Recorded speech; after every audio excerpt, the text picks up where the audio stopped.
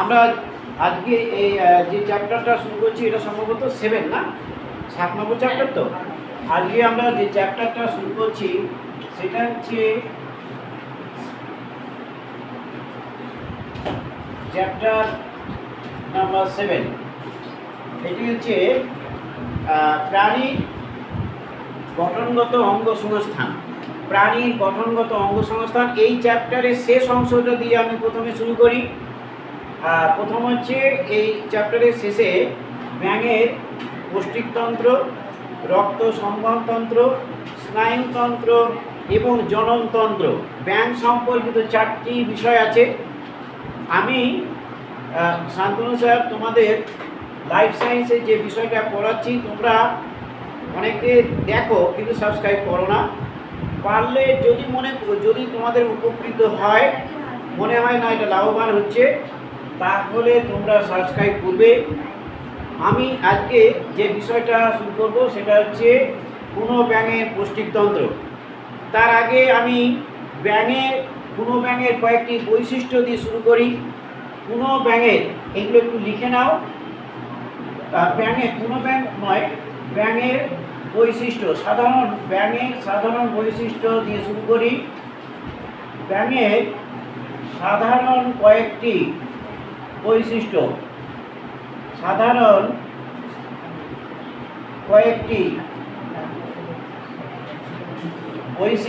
এটা দিয়ে আমি শুরু করছি। লক্ষ্য করো তোমরা,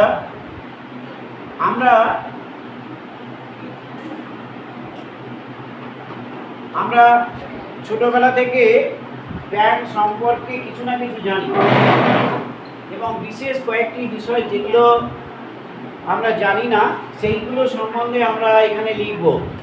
তাহলে দেখো, ব্যাঙের সাধারণ কয়েকটি বৈশিষ্ট্য সম্বন্ধে আমরা লিখব। 1 নম্বর হচ্ছে ব্যাঙে গা দেখবে খুব ঠান্ডা, অর্থাৎ ব্যাঙ অনুষ্ণ শোণিত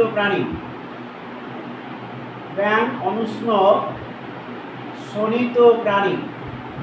তাহলে ঠান্ডা কেমন, তাহলে ব্যাঙ অনুষ্ণ শোণিত প্রাণী 1 নম্বর।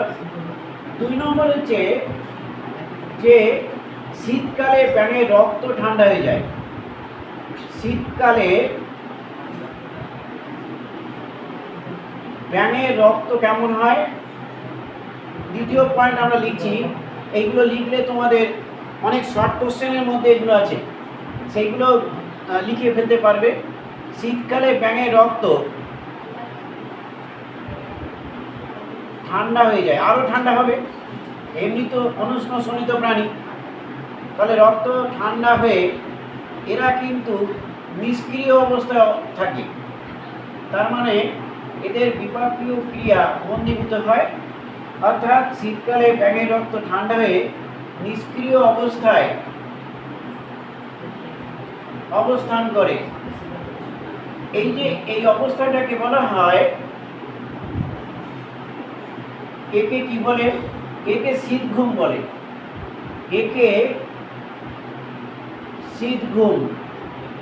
তাহলে শীত ঘুম এর অপর নাম হচ্ছে হাইবারনেশন।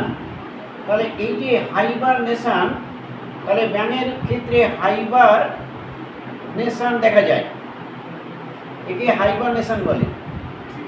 তাহলে এর অপোজিটে আরেকটা বিষয় আছে, এস্টিভেশন, যাকে গ্রীষ্ম ঘুম বলে। গ্রীষ্ম মানে যে মরুভূমির প্রাণীতে দেখা যায়, সেটা কিন্তু এখানে দেখা যায় না। তোমাদের একটা এই বইয়ের প্রশ্নের মধ্যে আছে 4টি অপশন দিয়েছে, তার মধ্যে কোনটি নেই? অর্থাৎ হাইবারনেশন আছে, কিন্তু যেটা নেই, কি নেই? এস্টিভেশন। এটা মনে রাখবে, এস্টিভেশন থাকে না। এস্টিভেশন থাকে না মানে এই গ্রীষ্ম ঘুমটা তো থাকে না, কেমন? এটা মনে রাখবে যে শীত ঘুম থাকে, কিন্তু শীত ঘুম মানে হাইবারনেশন থাকে, কিন্তু এস্টিভেশন থাকে না। নেক্সট হচ্ছে, দেখো, শত্রুর হাত থেকে নিজেদের রক্ষা করতে পারে, এবং শত্রুর হাত থেকে নিজেদের রক্ষা করার জন্য কি করে?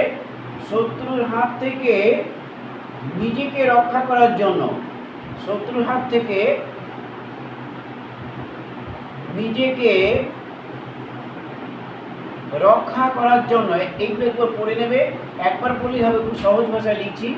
শত্রুর হাত থেকে নিজেকে রক্ষা করার জন্য এরা কি করে, করার জন্য এরা দেহের বর্ণ পরিবর্তন করে, দেহের রং, বর্ণ বা রং পরিবর্তন করতে পারে। কেমন পরিবর্তন করতে পারে? এই যে দেহের রং বা বর্ণ পরিবর্তন করতে পারে, একে কি বলে? একে মিমিক্রি বলে। এই যে একে হাইবারনেশন বলে, যেমন একে বলে মিমিক্রি। তাহলে মিমিক্রি, এরা মিমিক্রিতে সক্ষম। কেমন? অর্থাৎ দেহের রংটা পরিবর্তন করলো। তাহলে একটা হচ্ছে অনুষ্ণশনিত প্রাণী, দ্বিতীয় হচ্ছে হাইবারনেশন দেখা যায়, এরা কিন্তু মিমিক্রিতে সক্ষম। নেক্সট হচ্ছে, এবার দেখো, এবার এদের পুরুষ ব্যাঙের ক্ষেত্রে, এটা কিন্তু একটা ইম্পর্টেন্ট পয়েন্ট। পুরুষ ব্যাঙের এই প্রথম আর দ্বিতীয় আঙুলের নিচে, প্রথম এবং দ্বিতীয় আঙুলের নিচে, দ্বিতীয় আঙুলের নিচে থাম প্যাড থাকে, মাংসলো প্যাড। তাহলে এই যে নিচে মাংসলো প্যাড থাকে, এই মাংসলো প্যাডকে কি বলে? মাংসলো প্যাড থাকে, এটা মনে রাখবে। তাহলে পুরুষ ব্যাঙের প্রথম এবং দ্বিতীয় আঙুলের নিচে, এই যে প্রথম এবং দ্বিতীয় আঙুলের নিচে মাংসলো প্যাড থাকে, এটি সঙ্গম প্যাড, সঙ্গমকালে ব্যবহার হয়। সঙ্গম প্যাড যেমন, একে কি বলে? একে থাম প্যাড বলে, থাম প্যাড। বা এর থাম প্যাডের অপর নাম কি? কপুলেটরি প্যাড, কপুলেটরি প্যাড, এটা মনে রাখবে। তাহলে থাম প্যাডের অপর নাম হচ্ছে কপুলেটরি প্যাড। তাহলে আমরা জানি ব্যাঙ হচ্ছে বহির্নিষেক প্রাণী। কেমন? দেখবে যখন বর্ষাকাল এক ব্যাঙ ডাকে, যে ব্যাঙ ডাকে সেটা হচ্ছে পুরুষ ব্যাঙ, স্ত্রী ব্যাঙ ডাকতে পারে না, তাদের ভোকাশয় থাকে না। ব্যাঙ, স্ত্রী ব্যাঙ জলে ডিম্বাণু নিঃসরণ করে এবং তার উপরে দাঁড়িয়ে স্ত্রী পুরুষ ব্যাঙ থাম প্যাডের সাহায্যে সঙ্গমের অবস্থায় থাকে এবং তার উপরে শুক্রাণু নিঃসরণ করে। অর্থাৎ নিষেকটা দেহের বাইরে হয়, এই জন্য একে বহির্নিষেক প্রাণী বলে, দেহের মধ্যে নিষেকটা হয় না। আচ্ছা, তাহলে আমরা বুঝতে পারলাম যে পুরুষ ব্যাঙের প্রথম আর দ্বিতীয় আঙুলের নিচে থাম প্যাড থাকে, এটা সঙ্গম প্যাড বলে এটাকে। এটা হচ্ছে থাম প্যাড বা কপুলেটরি প্যাড। নেক্সট আরেকটা বৈশিষ্ট্য হচ্ছে, যেটা তোমার ক্লাস 10-এ পড়েছো, নিষ্ক্রিয় অঙ্গ সম্বন্ধে যখন পড়েছো, তখন ব্যাঙের ক্ষেত্রে আমরা দেখেছি যে একটি মানুষের ক্ষেত্রে যে তৃতীয় পর্দা চোখের, একে নিকটিয়েটিং পর্দা বলা হয়। ব্যাঙের চোখের তৃতীয় পর্দা সক্রিয়। ব্যাঙের চোখে তৃতীয় পর্দা, একে কি বলে? নিকটিয়েটিং পর্দা। এটা কিন্তু সক্রিয়। মানুষের ক্ষেত্রে এটি কিন্তু নিষ্ক্রিয়। এমন অর্থাৎ এটা সক্রিয় মানে কি? এই যখন ব্যাঙ জলে নামে খাবারের খোঁজে, তখন এই পর্দাটা চোখটাকে পুরোটাকে বেশ আবৃত করে রাখে। ফলে জলে যে পোকামাকড় বা অন্য বস্তু থেকে চোখটাকে রক্ষা করে। তাহলে চোখে তৃতীয় পর্দা মানে এই নিকটিয়েটিং পর্দা এটা থাকে, এটা হচ্ছে সক্রিয় পর্দা থাকে। নেক্সট হচ্ছে ব্যাঙের চোখের পাশে ব্যাঙের চোখের পাশে কি থাকে? চোখের পাশে টিম্প্যানিক পর্দা, টিম্প্যানিক পর্দা থাকে। পর্দা, এই যে টিম্প্যানিক পর্দা, এটি কি করে? শব্দ তরঙ্গ গ্রহণ করে। শব্দ তরঙ্গ কেমন? গোল গোল দেখবে ছবি আঁকা আছে, শব্দ তরঙ্গ গ্রহণ করে। কেমন?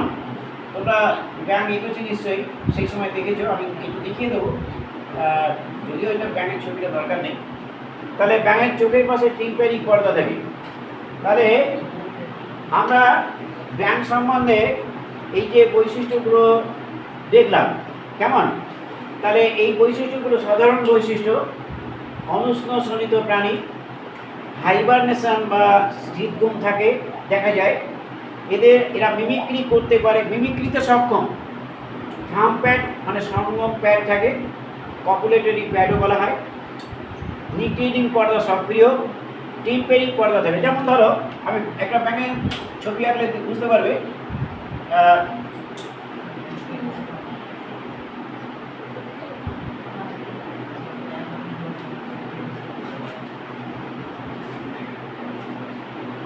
এরকম আঁকার দরকার নেই তোমাদের, আমি এটা দেখাচ্ছি কোথায় টিম্প্যানিক পর্দাটা আছে।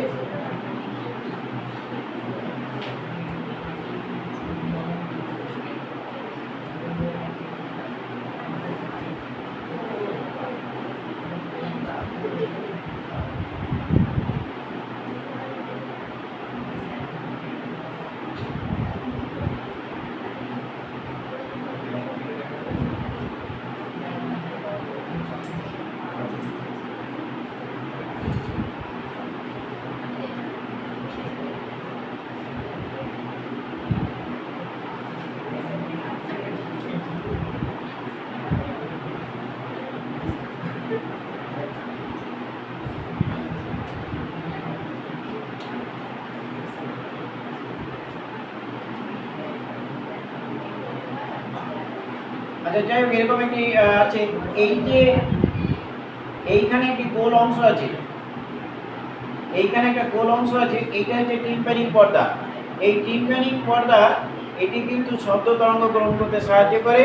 তাহলে ব্যাঙের টিম্প্যানিক একটি পর্দা থাকে, যেটি হচ্ছে এই পর্দাটা কি করে? শব্দ তরঙ্গ গ্রহণ করতে সাহায্য করে। এবার এদের এখানে প্যারোটিড গ্রন্থিও আছে। এই প্যারোটিড গ্রন্থি কি করে? প্যারোটিড গ্রন্থি থেকে বিষরস থাকে, যা ছিটিয়ে আত্মরক্ষা করতে এতে সাহায্য করে। কেমন? এগুলো এত কিছু দরকার নেই, যেটুকু দরকার সেটুকু আমরা বললাম।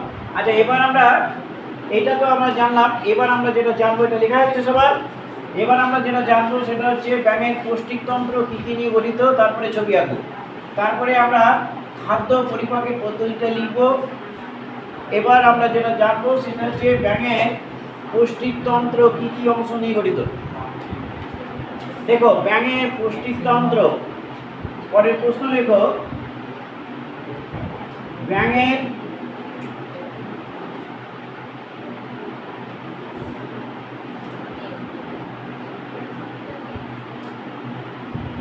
পৌষ্টিকতন্ত্র কি কি অংশ নিয়ে গঠিত।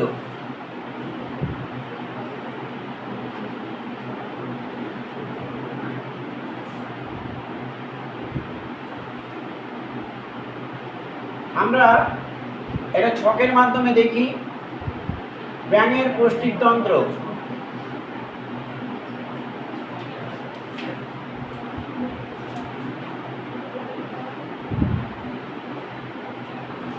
ব্যাঙের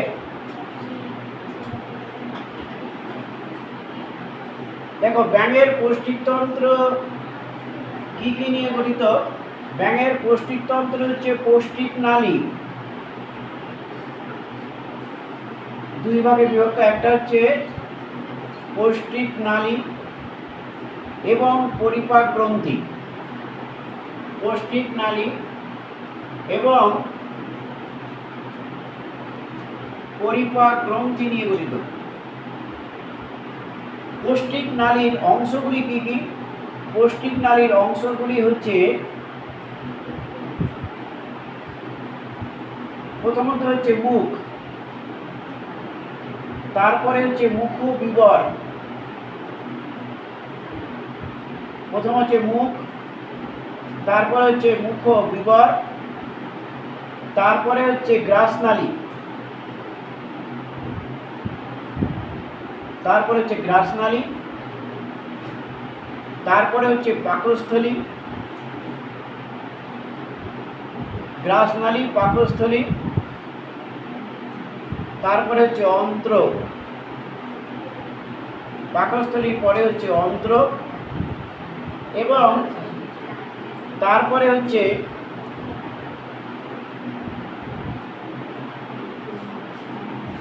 অপসারণী। তাহলে এই অংশগুলো নিয়ে পৌষ্টিক নালী গঠিত। নেক্সট হচ্ছে পরিপাক গ্রন্থি কি কি নিয়ে গঠিত? অবসারণী। কেমন? নেক্সট হচ্ছে এদের যে পরিপাক গ্রন্থি, মানে পরিপাক, খাদ্য পরিপাকে সাহায্য করে সেই গ্রন্থিগুলোর নাম কি কি? প্রথমত হচ্ছে এক হচ্ছে যকৃৎ, তারপরে লেখো অগ্নাশয়, তারপরে লেখো পিত্তাশয়,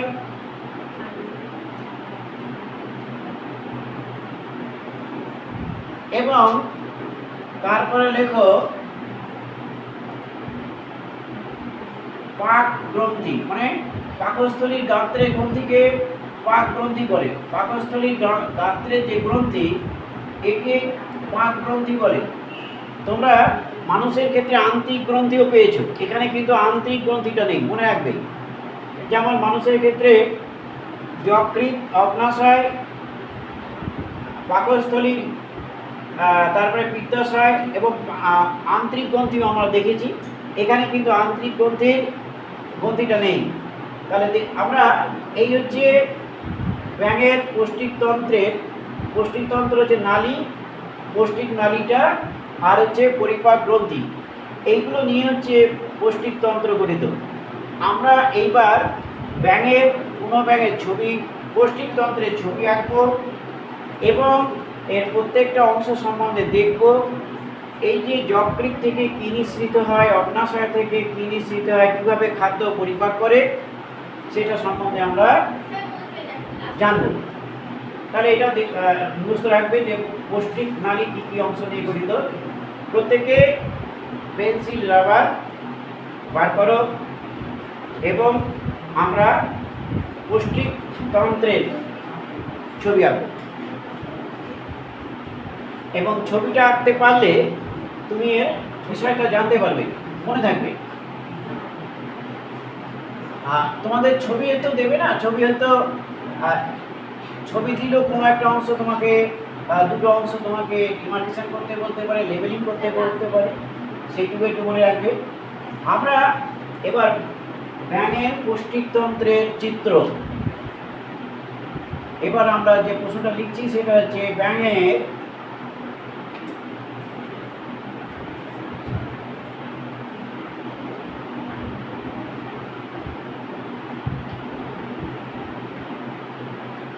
পৌষ্টিকতন্ত্রের চিত্র অঙ্কন করে, ব্যাঙের পৌষ্টিকতন্ত্রের চিত্র অঙ্কন করে বিভিন্ন অংশগুলি দেখাও,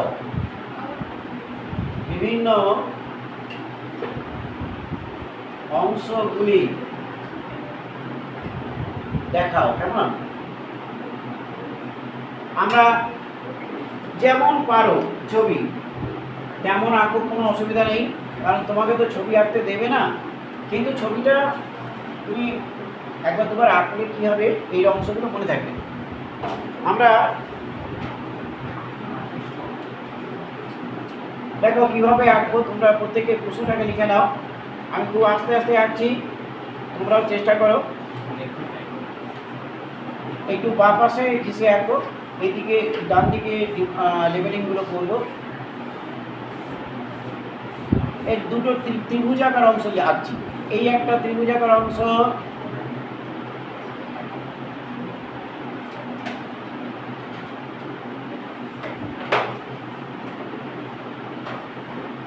আর বেশি বড় হয়ে গেল, ছোট হয়ে গেল, একটু বড় করে আঁকতে হবে।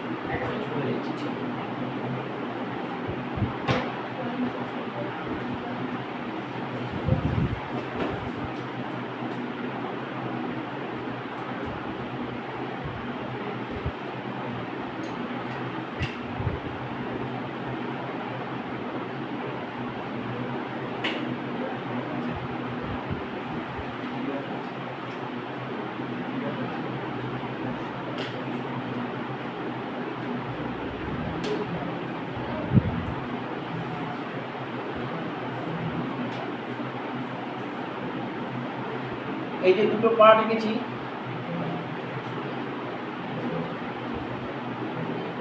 এই দুটো হচ্ছে দুটো চোয়াল, চোয়ালটাকে আলাদা করা হয়েছে।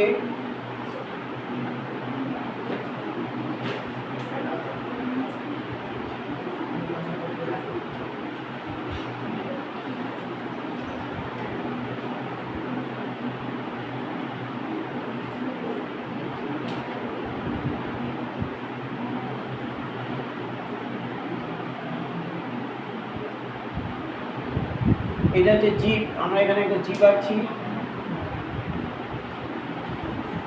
এটা হচ্ছে গ্লোটিস,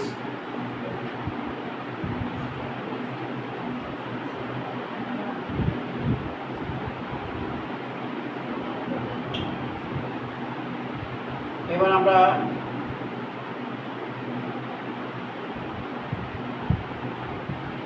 পাকস্থলী আঁকবো। এটা হচ্ছে গ্রাসনালী। এবার এখান থেকে পাকস্থলী, এই যে পাকস্থলী অংশটা,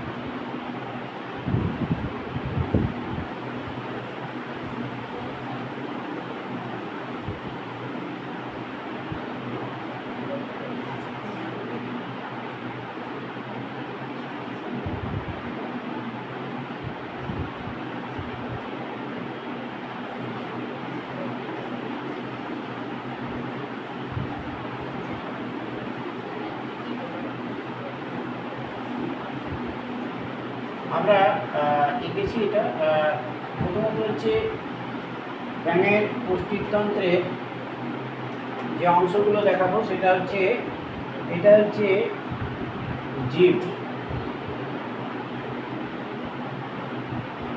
জিহ্বা,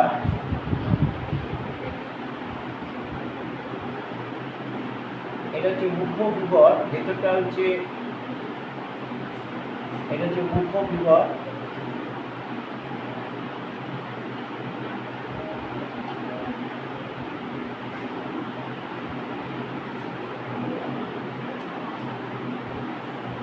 এটা হচ্ছে গ্লোটিস,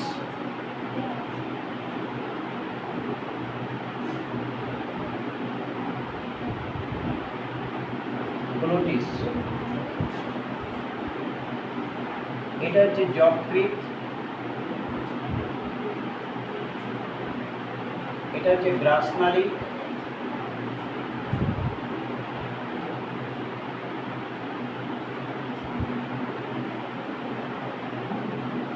এটা হচ্ছে সাধারণ পিত্তনালী,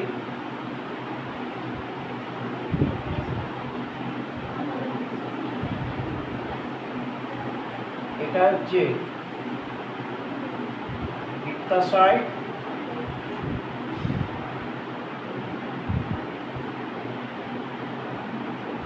এটা হচ্ছে পাকস্থলী,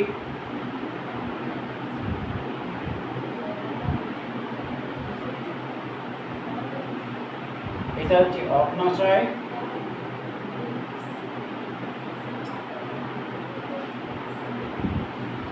এটা হচ্ছে অন্ত্রের প্রথম অংশটা, অন্ত্র দুটো অংশ দিয়ে গঠিত, একটা হচ্ছে এটা হচ্ছে ডিওডিনাম,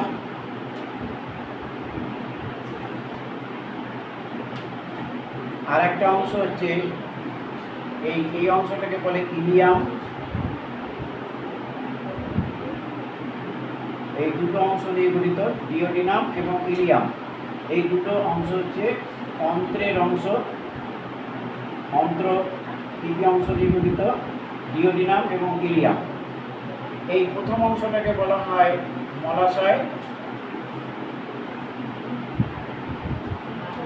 এবং তারপরে অংশটাকে বলা হয় অপসারণী। এই অংশটা হচ্ছে এটাকে বলে মূত্রথলি,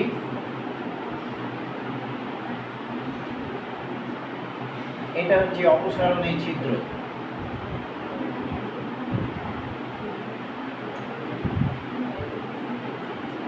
বা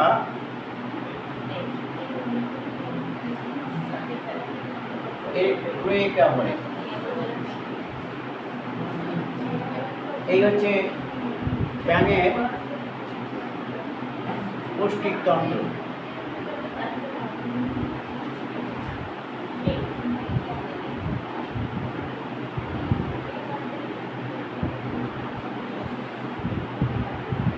এবার আমরা এর একটা সাধারণ বর্ণনা আমরা করব। দেখো, প্রথম হচ্ছে যে পয়েন্টগুলো, ইম্পর্টেন্ট পয়েন্টগুলো আমরা ডান দিকে এক এক করে লিখব, ওইগুলো পড়লেই হবে, খুব বেশি দরকার নেই। এক হচ্ছে আমরা পয়েন্ট আকারে করব। পয়েন্টস, 1 নম্বর দেখো, মুখ্য বিবর চোয়াল দিয়ে আবৃত। তার মানে মুখ, এই যে ব্যাঙের মুখটা কোথায় উন্মুক্ত হয়? ব্যাঙের মুখ বিবরে উন্মুক্ত হয়। মুখ, ব্যাঙের মুখ, ব্যাঙের মুখ বিবরে উন্মুক্ত হয়। 1 নম্বর হচ্ছে মুখ্য বিবরে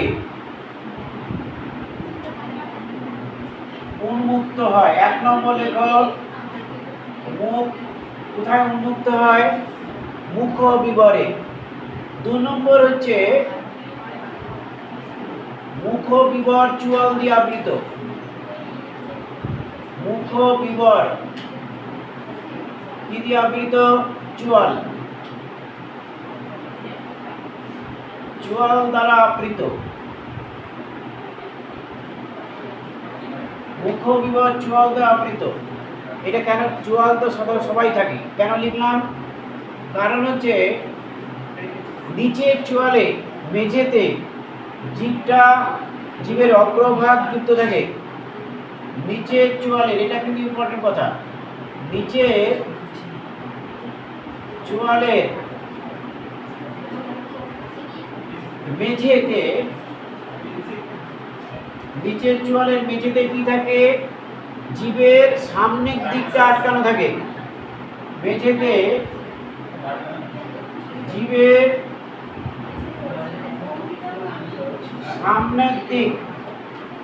সামনের দিক আটকানো এবং পেছন দিকটা মুক্ত। পেছন দিকটি মনে রাখবেন, পেছন দিকটি কিন্তু মুক্ত থাকে। তাহলে ব্যাঙ যখন শিকার করে কি করে? সামনের দিকটি আটকানো, পেছন দিকটি যদি মুক্ত থাকে তা কি করবে? জিভটা উল্টে শিকারের উপরে ফেলে, কেমন এরকম করে ছুড়ে দেয়। ফলে জিভে এক প্রকার আঠালো পদার্থ থাকে, শিকারটা লেগে যায়। আমরা জিভটা তো সামনে বার করছি, পেছন দিকটা আটকানো, ওদের সামনের দিকটা আটকানো। তখন যখন শিকারটা ধরবে কি করবে? জিভটা উল্টে করে ফেলবে, কেমন খুব তাড়াতাড়ি দ্রুত। ফলে জিভের সামনের দিকটা আটকানো থাকে। তাহলে আমরা এটা জানলাম। এদের কিন্তু 4 নম্বর দেখো, তাহলে মুখবিবর তারপরের অংশটার নাম হচ্ছে গ্রাসনালী, অর্থাৎ মুখবিবর এবং পাকস্থলী সংযোগকারী সংক্ষিপ্ত নালী, এটার নাম হচ্ছে গ্রাসনালী। তাহলে মুখবিবর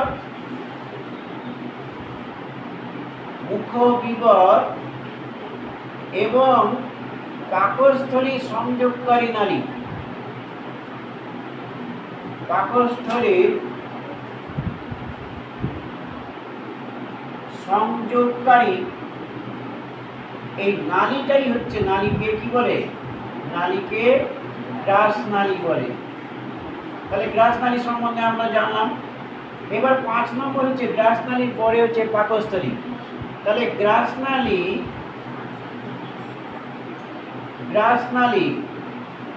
যে থলির আকার, থলির ন্যায়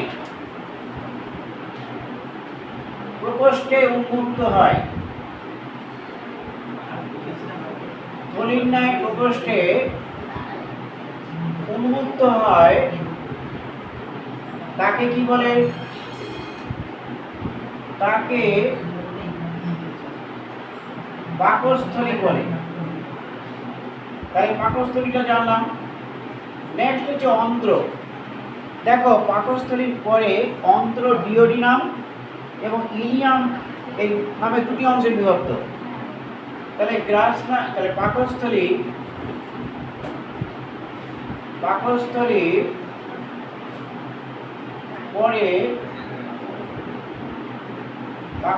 পরে পৌষ্টিক নালীর অংশের নাম হচ্ছে অন্ত্র। পাকস্থলীর পরে পৌষ্টিক নালীর অংশ নাম কি? অংশটি হলো অন্ত্র। তাহলে পাকস্থলীর পরে পৌষ্টিক নালীর অংশটির নাম হচ্ছে অন্ত্র। এর 2টি অংশ। এর অন্ত্রের কটি অংশ? 2টি অংশ দেখছো। এক হচ্ছে ডিওডিনাম, আর একটা কি? আর একটা হচ্ছে ইলিয়াম। তাহলে আমরা পাকস্থলীর পরে অন্ত্র সম্বন্ধে জানলাম। এবার দেখো তারপরে এখানে কিন্তু তাহলে অন্ত্র, এবার এর বৃহদন্ত্র এত সংক্ষিপ্ত, সেই জন্য একে আলাদা করে বৃহদন্ত্র আমি লিখিনি, কিন্তু এর পরের অংশের নাম হচ্ছে, এর পরের অংশ বৃহদন্ত্রের সংক্ষিপ্ত অংশ। বৃহদন্ত্র সংক্ষিপ্ত বৃহদন্ত্রটা কিন্তু সংক্ষিপ্ত। কেমন? এটি মলাশয়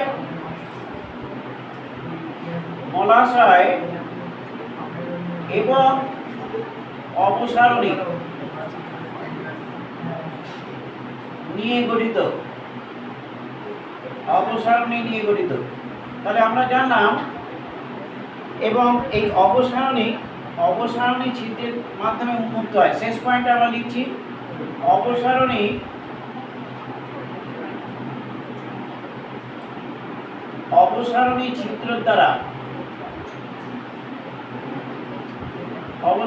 ছিদ্র দ্বারা বাইরে উন্মুক্ত হয়। আমরা এই পর্যন্ত তো জানলাম। এবার আমরা পরিপাক পদ্ধতিটা লিখবো, এটা মুছে দিয়ে লিখবো। এবার দেখো, আমরা জানি যে ব্যাঙ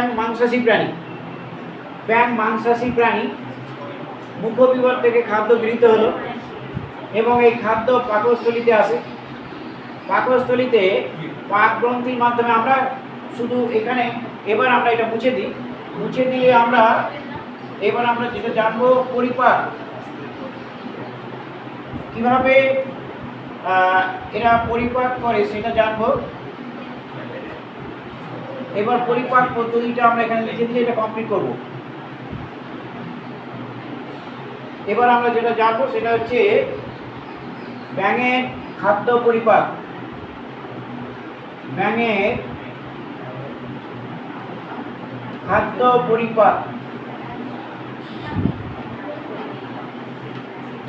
খাদ্য পরিপাক পদ্ধতি। দেখো, ব্যাঙ হচ্ছে মাংসাশী প্রাণী।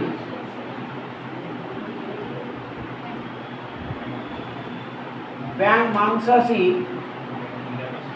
প্রাণী, নিরামিষ খায় না, আমিষ খায়। ব্যাঙ মাংসাশী প্রাণী। 2 নম্বর হচ্ছে, 2 নম্বর কি দেখো, এদের মুখবিবর থেকে খাদ্য। এদের কিন্তু আমাদের যেমন 3 জোড়া লালা গ্রন্থি আছে, প্যারোটিড গ্রন্থি 1 জোড়া, ম্যান্ডিবেল 1 জোড়া, সাবম্যান্ডিবেল সাবলিঙ্গুয়াল 1 জোড়া করে। অর্থাৎ আমাদের 1 জোড়া প্যারোটিড, 1 জোড়া সাবলিঙ্গুয়াল, 1 জোড়া সাবম্যান্ডিবেল গ্রন্থি থাকে, মানে 3 জোড়া, মানে 6টি গ্রন্থি থাকে লালা গ্রন্থি। এদের কিন্তু লালা গ্রন্থি নেই। অর্থাৎ যেহেতু এরা কার্বোহাইড্রেট জাতীয় খাদ্য খায় না, প্রোটিন জাতীয় খাদ্য খায়, তাই লালা গ্রন্থি নিঃসৃত রসের প্রয়োজন হয় না। আচ্ছা, আমরা এবার দেখো, মুখবিবর থেকে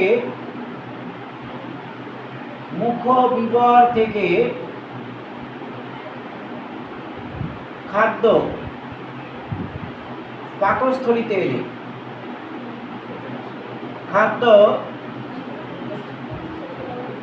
পাকস্থলীতে এলে, এবার দেখো, পাকস্থলী থেকে কি নিঃসৃত হয়? পাক গ্রন্থি থেকে। পাকস্থলীর অন্তর্গতে পাক গ্রন্থি থাকে। পাক গ্রন্থি থেকে পাকরস আর HCl মানে হাইড্রোক্লোরিক অ্যাসিড, এই দুটো নিঃসৃত হয়। নিঃসৃত হয়ে খাদ্যের পরিপাক করে। তাহলে পরিপাকটা শুরু হলো। এবার 3 নম্বর লেখো। তাহলে মুখবিবর থেকে এবার অর্ধপচিত খাদ্য কোথায় আসবে? এবার মুখবিবর থেকে পরিপাকটা তো পাকস্থলীতে শুরু হলো। এই মুখবিবরটা আমরা লিখছি পাকস্থলী থেকে। হবে পাকস্থলী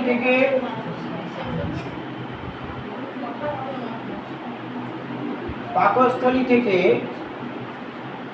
অর্ধপাচিত খাদ্য অর্ধপাচিত খাদ্য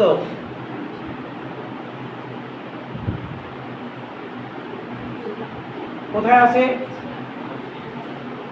আচ্ছা, তোমরা ক্লাস 9-এ পড়েছো, মনে নেই। অর্ধপাচিত আর পাচিত খাদ্যের নাম কি? অর্ধপাচিতকে বলে আগে কাইম পরে কাইল, বলেছিলাম।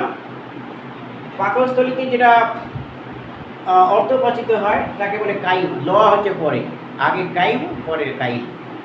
আচ্ছা, পাকস্থলী থেকে অর্ধপাচিত খাদ্য যেটা, এই খাদ্য কোথায় আসবে? এবার পাকস্থলীর পরের অংশ নিশ্চয়ই অন্ত্রে পৌঁছায়।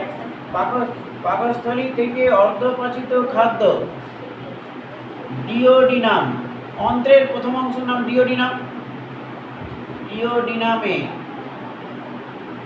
আসে। এবার দেখো, এই যে ডিওডিনামে পাকস্থলী থেকে অর্ধপাচিত খাদ্যটা এলো ডিওডিনামে। এবার এই ডিওডিনামে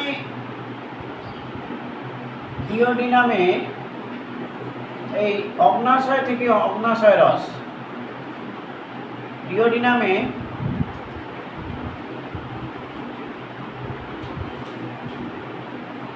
অগ্নাশয় থেকে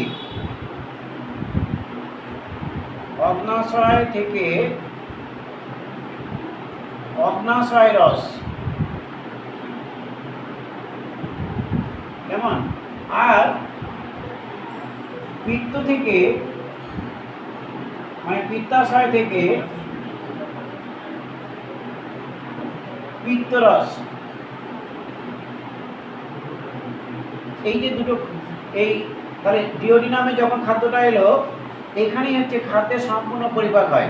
ডিওডিনামে যখন খাদ্যটা এলো, অগ্নাশয় থেকে অগ্নাশয় রস ওই ডিওডিনামে আসছে, ডিওডিনামে অগ্নাশয় থেকে অগ্নাশয় রস এবং পিত্তাশয় থেকে পিত্তরস।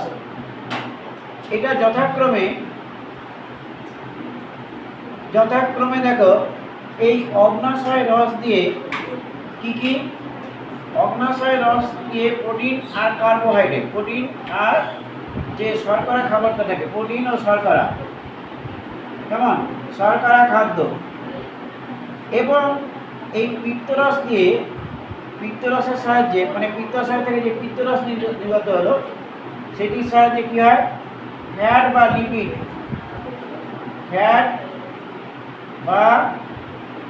লিপিড জাতীয় খাদ্য পরিপাক হয়। জাতীয় খাদ্যে, হ্যাঁ বলো। হ্যাঁ, এই যে পাকস্থলী থেকে দাঁত্র থেকে HCl আমরা জানি, হাইড্রোক্লোরিক অ্যাসিড মানুষের ক্ষেত্রেও নিঃসৃত হয়। খাদ্যের সঙ্গে মিশে থাকা জীবাণুকে HCl ধ্বংস করে, কেমন? অ্যাসিডটি ধ্বংস করে।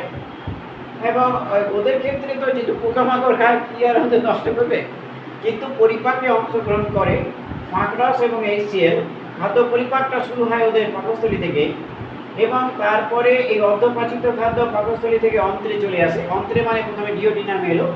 ডিওডিনামে কিন্তু আমরা ছবি এনে দেখিয়েছি যে নালীর মাধ্যমে, সাধারণ পিত্তনালীর মাধ্যমে পিত্তশয় রস এসে ডিওডিনামে এসে জমা হচ্ছে। এবং ঠিক একইভাবে অগ্নাশয় থেকে অগ্নাশয় রসটাও ওই সাধারণ কেন বলেছি? সাধারণ পিত্তনালী বলেছি এই কারণে, কারণ পিত্তাশয় থেকে পিত্তরস আর অগ্নাশয় থেকে অগ্নাশয় রস ওই একই নালীর মাধ্যমে ডিওডিনামে চলে আসে। তাহলে অগ্নাশয় রস দিয়ে দুই প্রকার খাদ্য, প্রোটিন আর শর্করা, এবং পিত্তরস দ্বারা ফ্যাট বা লিপিড জাতীয় খাদ্যের পরিপাক ঘটে। তাহলে অন্ত্রের ডিওডিনামে খাদ্যের পরিপাক হলো। ডিওডিনামের পরের অংশের নাম কি? অন্ত্রের ডিওডিনামের পরের অংশের নাম হচ্ছে ইলিয়াম। তাহলে এই ইলিয়াম অংশে কি হয়? ইলিয়াম অংশে কি থাকে? ইলিয়াম অংশে ভিলাই আর মাইক্রোভিলাই থাকে। ভিলাই এবং মাইক্রোভিলাই, এগুলো আঙুলের মতো প্রবর্ধক। এই ভিলাই এবং মাইক্রোভিলাই থাকে, এগুলো হচ্ছে আঙুলের মতো প্রবর্ধক। যা তাহলে ভিলাই অংশে, এই ইলিয়াম অংশে ভিলাই, এই ভিলাই এবং মাইক্রোভিলাই থাকে, যা পাচিত খাদ্য শোষণ করে। পাচিত খাদ্য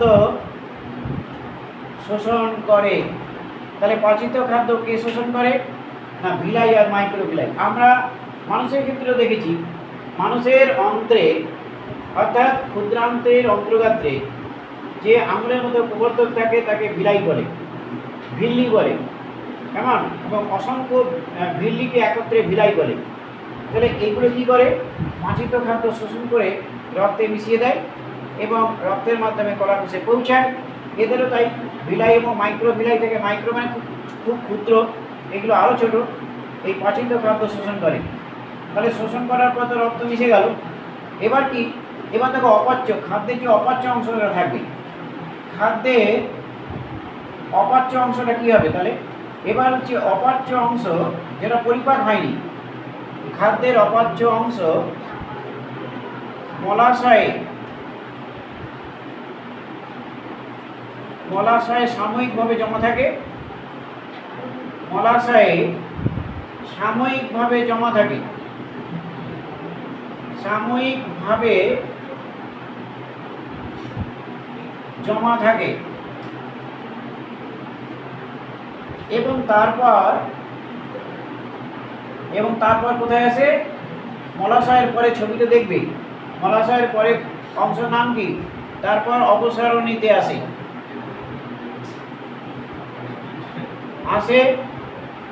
এবং অপসারণী ছিদ্রের মাধ্যমে নির্গত হয়, ক্লোয়েকা করে ছিদ্রের মাধ্যমে বাইরে নির্গত হয়, বাইরে নির্গত হয়।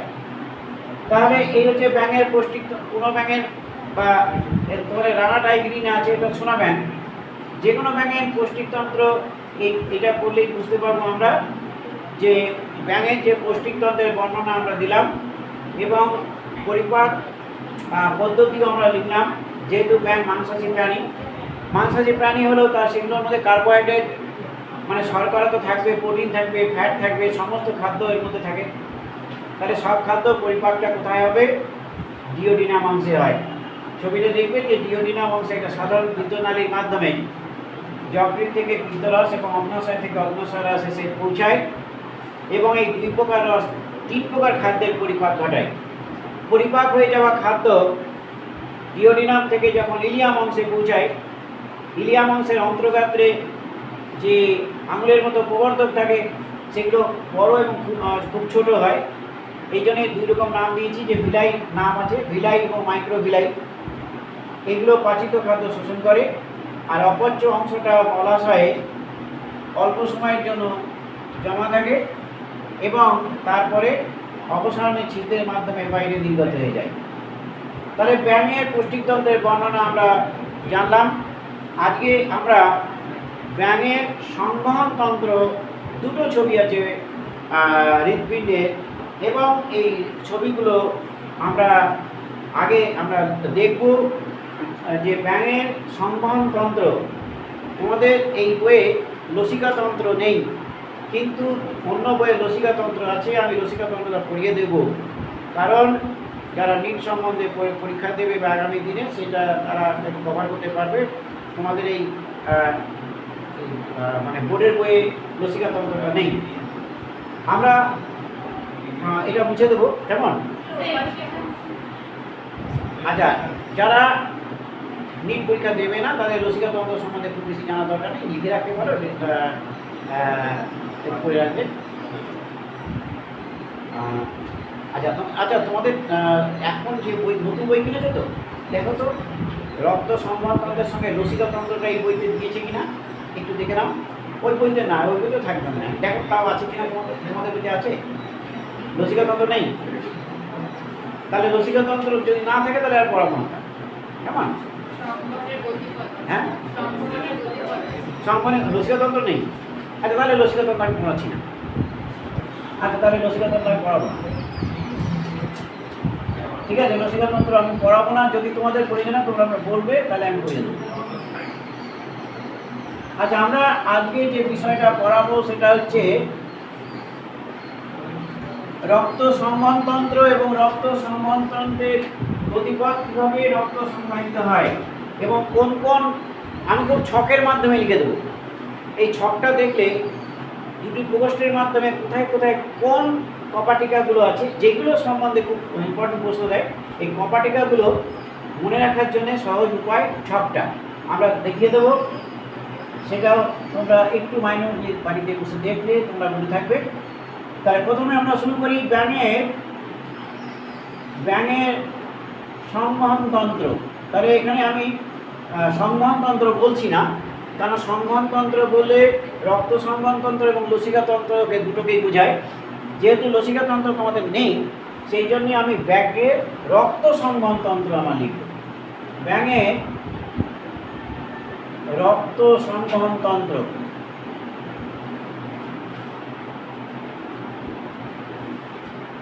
ব্যাঙের রক্ত সংবহনতন্ত্র কি কি অংশ নিয়ে গঠিত, একটা ছকের মাধ্যমে আমরা একটু দেখে নিই। তারপরে আমরা দুটো ছবি আঁকব।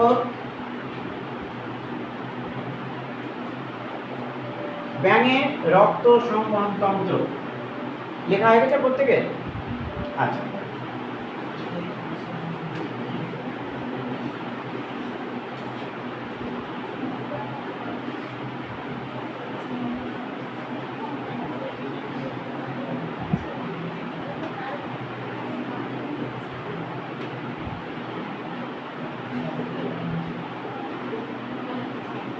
দেখো ব্যাঙের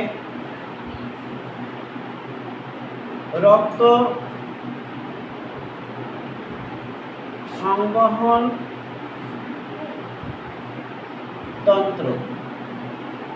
ব্যাঙের রক্ত সংবহন তন্ত্র কি কি নিয়ে গঠিত?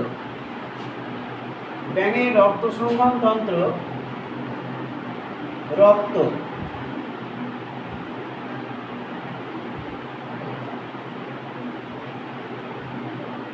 রক্তবাহ এবং হৃৎপিণ্ড নিয়ে গঠিত।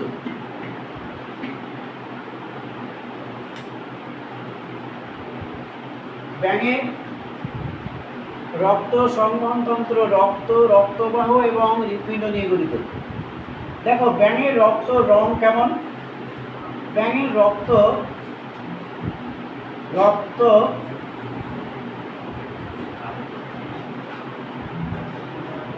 রক্তের রং কেমন? রক্তের রং হচ্ছে লাল।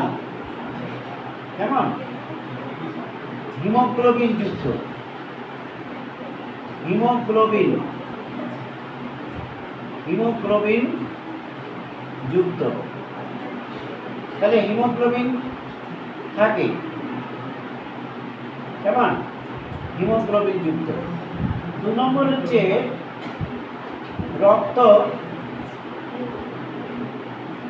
রক্ত কণিকা এবং রক্তরস বা প্লাজমা। রক্তরসকে কি বলে? প্লাজমা বলে। রক্তরস বা প্লাজমা এবং রক্ত কণিকা নিয়ে গঠিত। রক্ত কণিকা নিয়ে গঠিত। তাহলে রক্ত কি নিয়ে গঠিত? রক্তরস এবং রক্ত কণিকা। 3 নম্বর হচ্ছে রক্ত কণিকাগুলো কি কি? রক্ত কণিকা গুলি হচ্ছে লোহিত রক্ত কণিকা, লোহিত রক্ত কণিকা, শ্বেত রক্ত কণিকা, শ্বেত রক্ত কণিকা এবং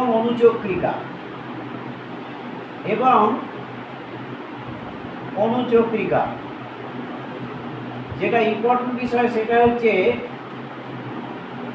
লোহিত কণিকা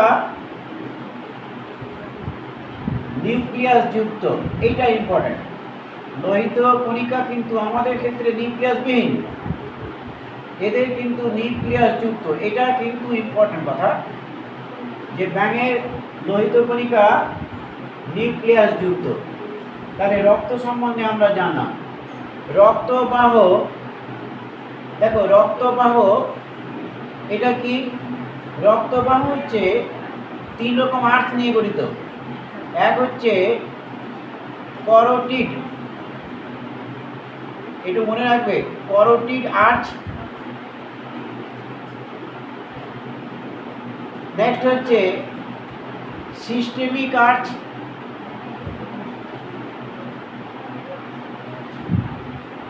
আর করোটিড আর্চ, সিস্টেমিক আর্চ এবং পালমোনারি আর্চ।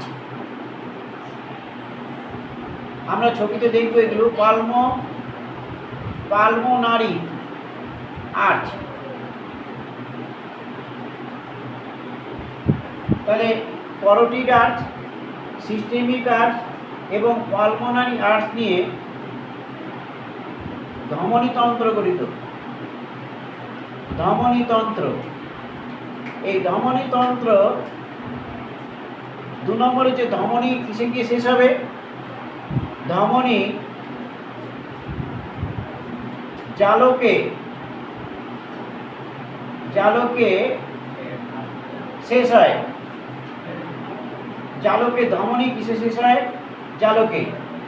3 নম্বর হচ্ছে জালক মিলিত হবে। জালক মিলিত হয়ে শিরা গঠন করে। জালক মিলিত হয়ে শিরাতন্ত্র, জালক মিলিত হয়ে শিরাতন্ত্র গঠন করবে। জালক মিলিত হয়ে শিরাতন্ত্র গঠন করে এবং শিরার মাধ্যমে রক্ত হৃৎপিণ্ডে ফিরে আসে এবং শিরার মাধ্যমে রক্ত হৃৎপিণ্ডে ফিরে আসে। হৃৎপিণ্ডে ফিরে আসে। তাহলে রক্তবাহটা হচ্ছে করোটিড আর্চ, সিস্টেমিক আর্চ এবং পালমোনারি আর্চ নিয়ে ধমনীতন্ত্র গঠিত হয়। ধমনী জালকে শেষ হয়, জালক মিলিত হয়ে শিরাতন্ত্র গঠন করে, শিরার মাধ্যমে রক্ত হৃৎপিণ্ডে ফিরে আসে। আমরা এই হৃৎপিণ্ডের বর্ণনাটা এখানে অল্প একটু দেবো এবং রক্ত সংবহন কীভাবে ঘটে সেটা এখানে আমি দেবো না, পরেরটা আমি ছবিটা আঁকার পরে দেবো। ব্যাঙের হৃৎপিণ্ডটা কেমন? ব্যাঙের হৃৎপিণ্ড হচ্ছে শাঙ্কবাকার।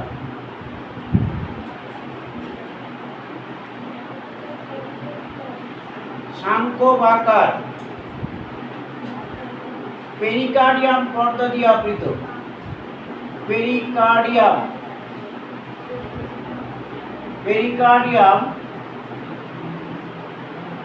পর্দাবৃত।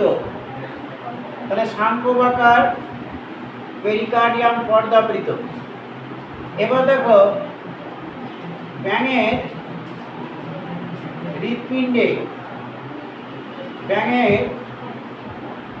হৃৎপিণ্ডে দুটি অলিন্দ। কটি অলিন্দ?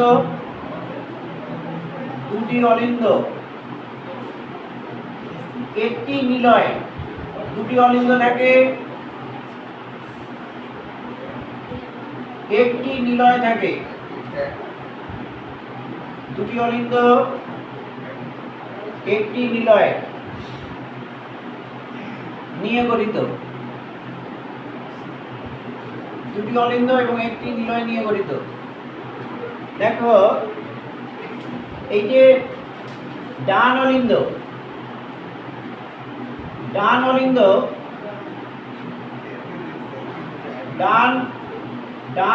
কার সঙ্গে যুক্ত থাকে? এখানে আমি লিখে দিচ্ছি, ছবিটা দেখলে আরো পরিষ্কার হবে। ডান অলিন্দ, যখন আমি ছবিটা আঁকবো তখন এই লাইনটা মিলিয়ে দেখবে। ডান অলিন্দ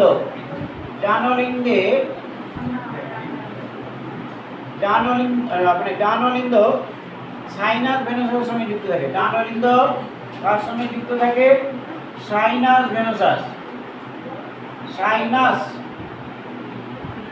ভেনোসাস। ভেনোসাসের সঙ্গে যুক্ত।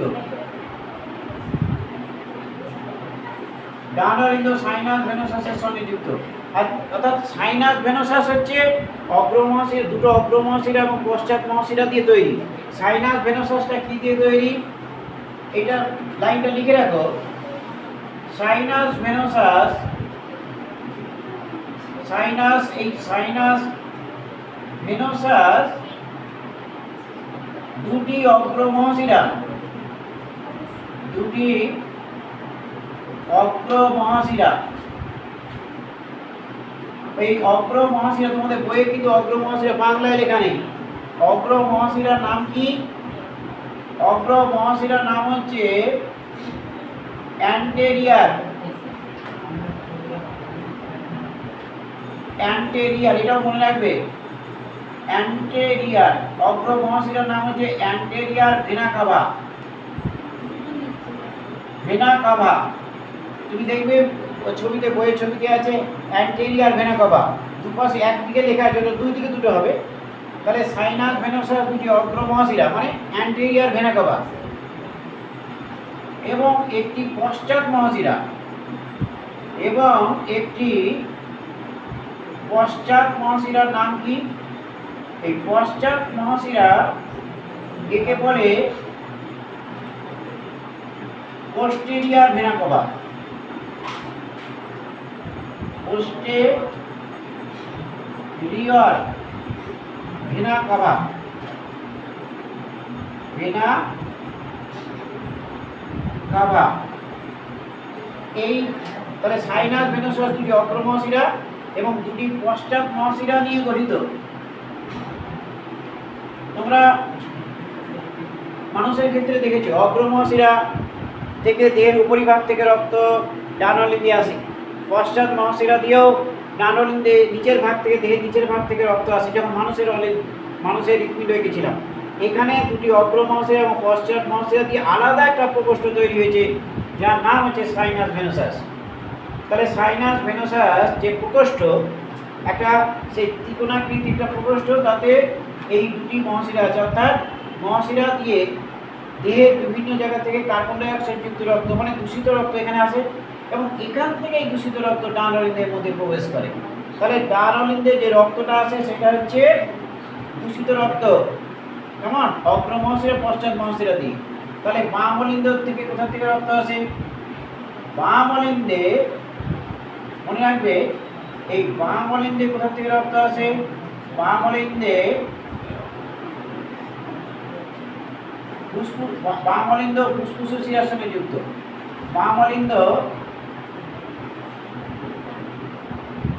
তার সঙ্গে যুক্ত থাকে ফুসফুসীয় শিরা সঙ্গে যুক্ত, অর্থাৎ ফুসফুসের থেকে অক্সিজেন যুক্ত রক্ত বাম অলিন্দে এসে পৌঁছায়। তাহলে দেখো বাম অলিন্দ তার সঙ্গে ফুসফুসীয় শিরার সঙ্গে যুক্ত, তাহলে ফুসফুস থেকে অক্সিজেন যুক্ত রক্ত বাম অলিন্দে এলো। এবার তাহলে দুটো অলিন্দ রক্ত পূর্ণ হলো। এইবার দেখো আমি ছকের সাহায্যে এই জিনিসটা আবার বুঝিয়ে দেবো। এইটা একবার ডিটেলসে করবো, তখন তো ডিটেলস বোঝানো যাবে না, আমি ছকের মাধ্যমে দেখাবো। সেই জন্য এইটা আমি বলছি। ডান অলিন্দ দুটো অলিন্দ নিয়ে গঠিত এবং একটি নিলয়। তাহলে এই দুটি অলিন্দ মানে একটি বাম অলিন্দ, ডান অলিন্দ। তাহলে ডান অলিন্দ কার সঙ্গে যুক্ত থাকে? Sinus venosus. সাইনাস ভেনোসাস মানে কি? শিরা। তাহলে শিরার থেকে রক্ত, কি রক্ত আসবে? দূষিত রক্ত কোথায় এসে পৌঁছাবে? ডান অলিন্দে। বাম অলিন্দ কার সঙ্গে যুক্ত থাকে? ফুসফুসের সঙ্গে, এবং ফুসফুসের শিরা দিয়ে যুক্ত। তাহলে ফুসফুস থেকে অক্সিজেন যুক্ত রক্ত বাম অলিন্দে এলো। তাহলে ডান অলিন্দ এবং বাম অলিন্দ কার সঙ্গে যুক্ত থাকে আমরা জানলাম। এবার দেখো নিলয়, এবার এইগুলো কার সঙ্গে যুক্ত থাকে আমি বললাম। এবার দেখো নিলয়, নিলয় কার সঙ্গে যুক্ত থাকে? নিলয় কিন্তু একটা প্রকোষ্ঠ। নিলয় ট্রাঙ্কাস আর্টেরিয়াসের সঙ্গে যুক্ত। ট্রাঙ্কাস, ট্রাঙ্কাস আর্টেরিয়াসাস। তাহলে ট্রাঙ্কাস আর্টেরিয়াসাস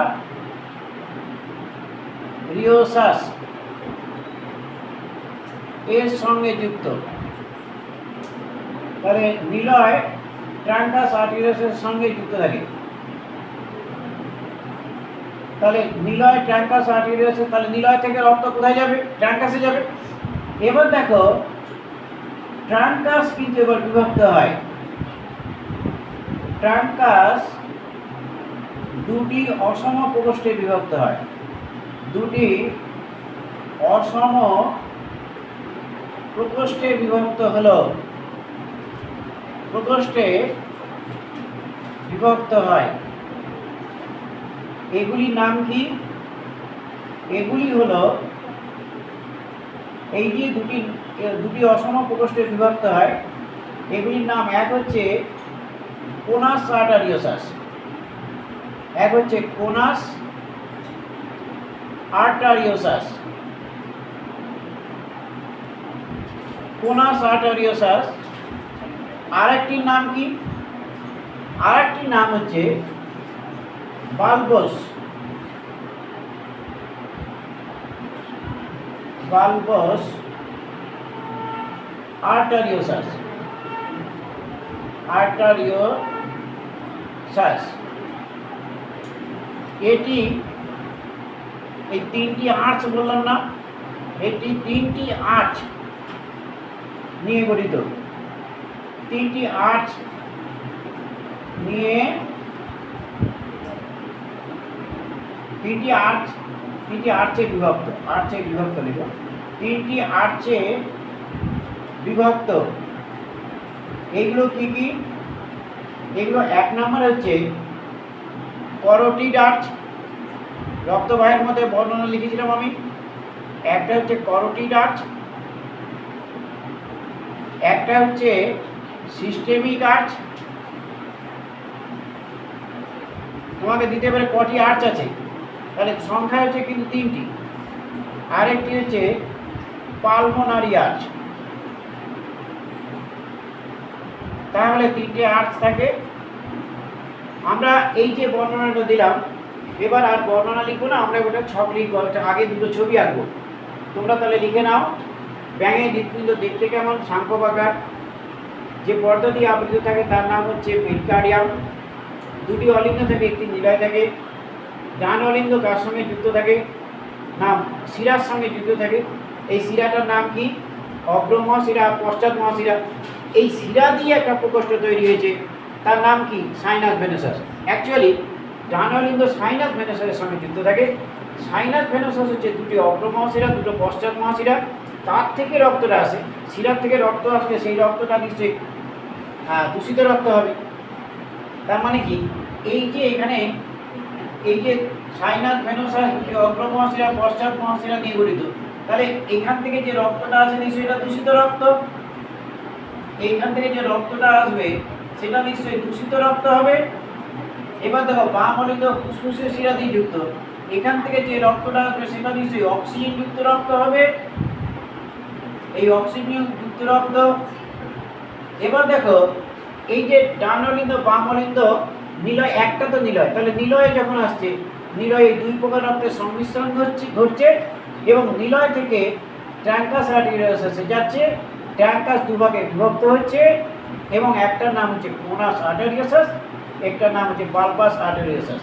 মোটামুটি একটা ডায়াগ্রাম আমি তোমাকে দেখালাম, ছবি না দেখলে পরিষ্কার ক্লিয়ার ধারণা হবে না। এবার আমরা ব্যাঙের হৃৎপিণ্ডে দুটো ছবি আঁকবো। এই দিকটা লেখা হয়ে গেছে, ডান দিকটা স্বপ্নটা হয়েছে। আচ্ছা, এবার আমরা দুটো ছবি আঁকবো।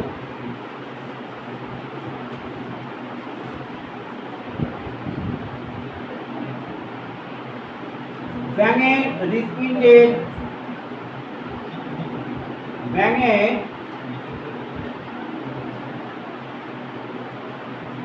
হৃৎপিণ্ডের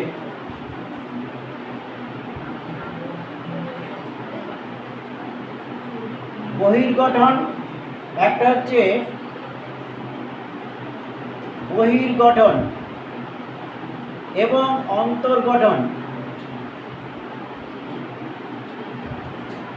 বহির্গঠন এবং অন্তর্গঠনের চিত্র অঙ্কন করো। আমরা প্রথমে বহির্গঠনের ছবি আঁকছি।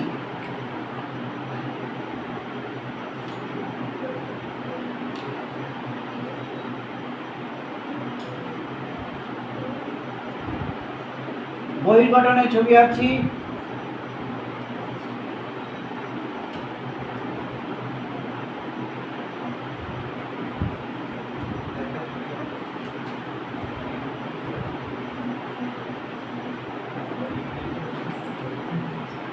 এই যে প্রকোষ্ঠটা আঁকলাম, এইটার নামই হচ্ছে কোনাস আর্টেরিয়াসাস।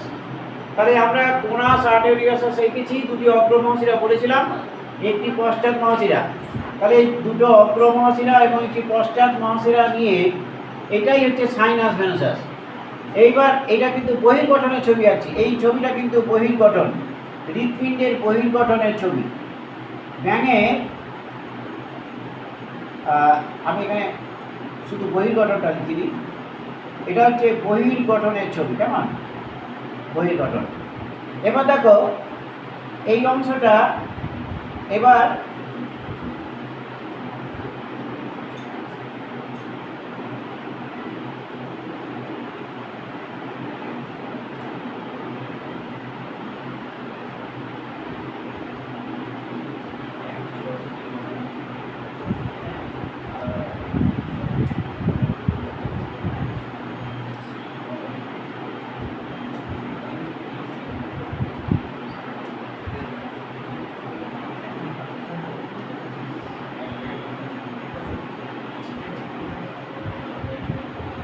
এই যে ছবিটা এঁকেছি, এই ছবিটা বহির্গঠনের ছবি।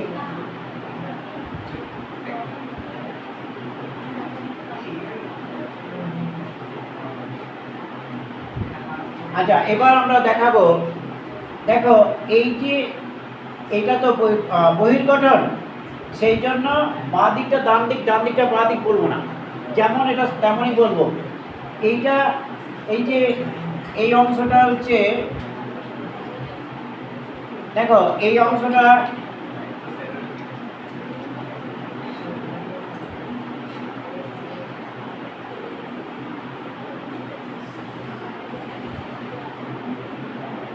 এটার নাম কি অগ্রমহাশিরা, এটার নাম হচ্ছে অগ্রমহাশিরা। আগে এটা লিখে নাও, অগ্রমহাশিরা। অগ্রমহাশিরা, এই অগ্রমহাশিরাকে কি বলে? অগ্রমহাশিরা বা anterior vena CAVA. Anterior vena CAVA, anterior vena CAVA,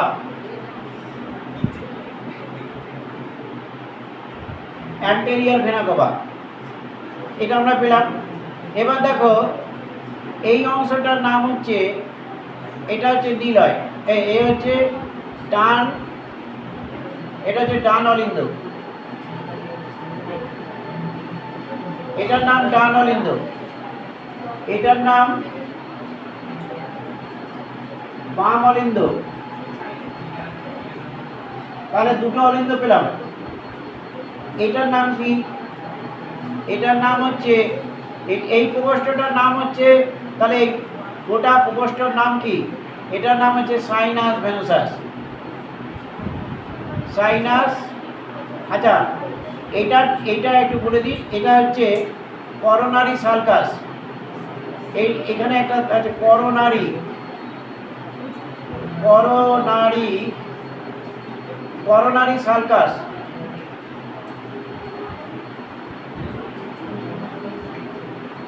coronary sulcus কি না, অলিন্দ আর নিলয় প্রকোষ্ঠকে আলাদা করে রাখে যে পর্দা, তাকে বলে করোনারি সালকাস।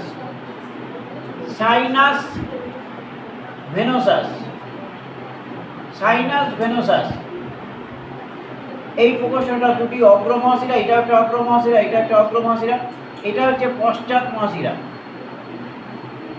পশ্চাৎ মহাশিরা, পশ্চাৎ মহাশিরাকে কি বলে? পশ্চাৎ মহাশিরাকে বলে posterior vena CAVA.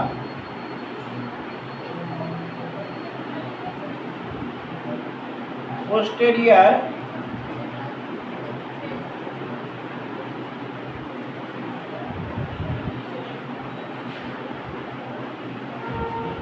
Vena CAVA. Vena CAVA. এবার এইটা কিন্তু নিলয়, এটা কিন্তু নিলয়, নিলয় একটা, নিলয় কোনটা? এই যে প্রকোষ্ঠটা, এটা নিলয়, এই প্রকোষ্ঠটা নিলয়।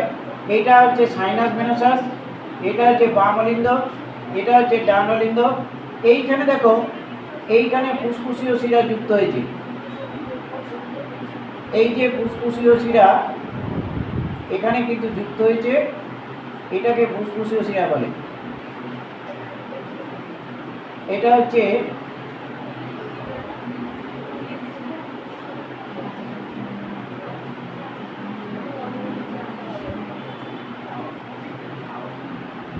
ফুসফুসীয় শিরা, এই যে ফুসফুসীয় শিরা এখানে ঢুকেছে, এখান থেকে ফুসফুস থেকে রক্তটা আসে।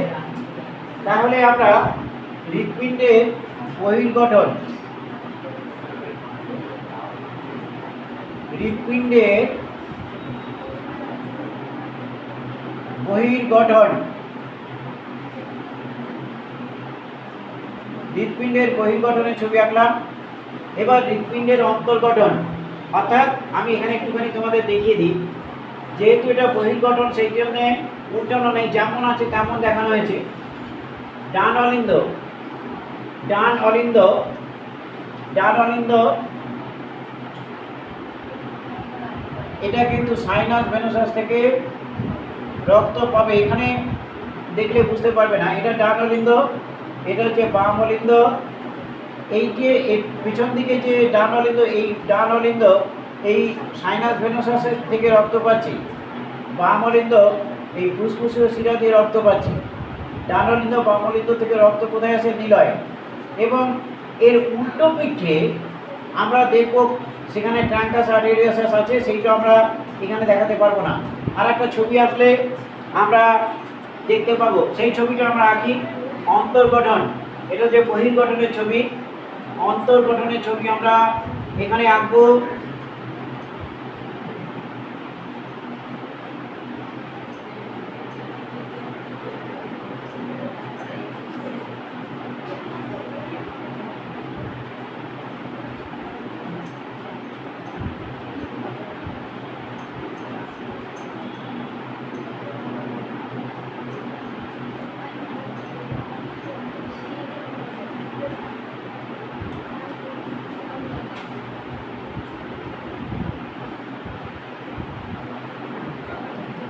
এই যে তিনটে আর্চ আমি বলেছিলাম, এই একটা আর্চ, এই দুটো আর্চ, এই তিনটে আর্চ। এবার আমরা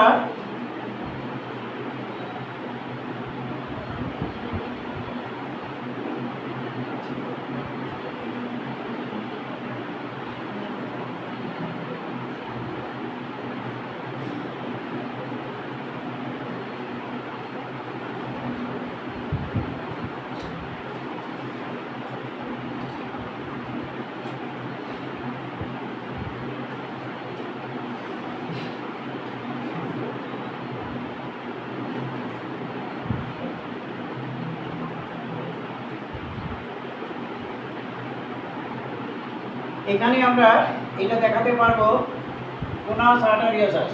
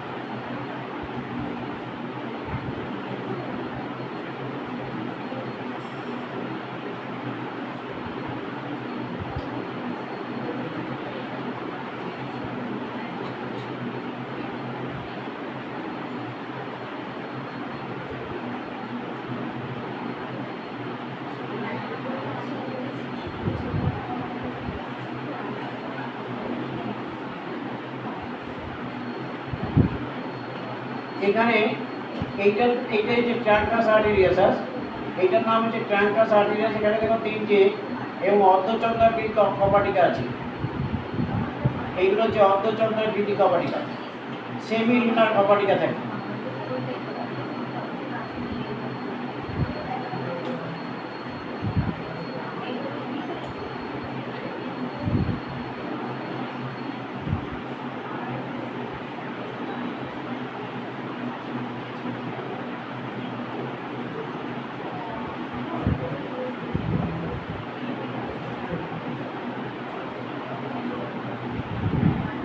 আমরা এই যে ব্যাঙের অন্তর্গঠন, কোনো ব্যাঙের হৃৎপিণ্ডের অন্তর্গঠনের ছবি আছে, এটা না, এইটা দেখলে আমরা বুঝতে পারবো।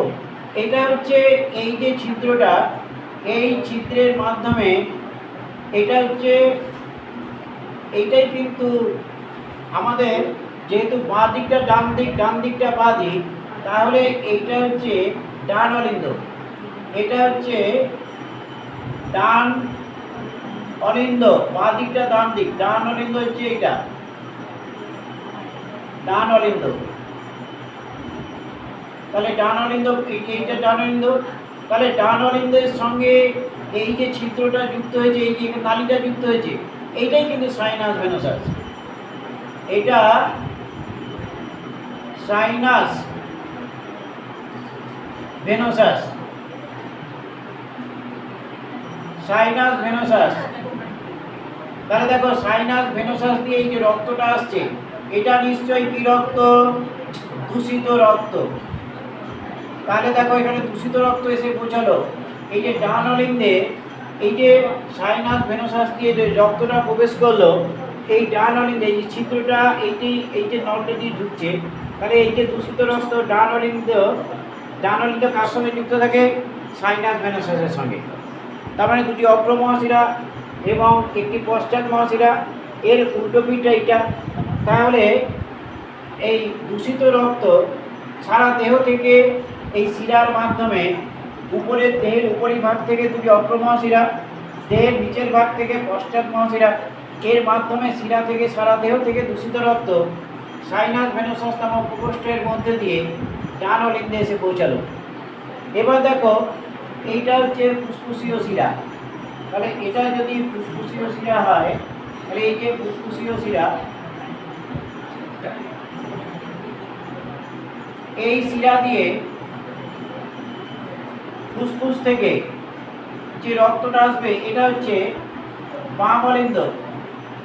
বাম অলিন্দে যে রক্তটা আসবে ফুসফুস থেকে আসছে, ফুসফুসের শিরা দিয়ে, এটা নিশ্চয় O2 যুক্ত রক্ত।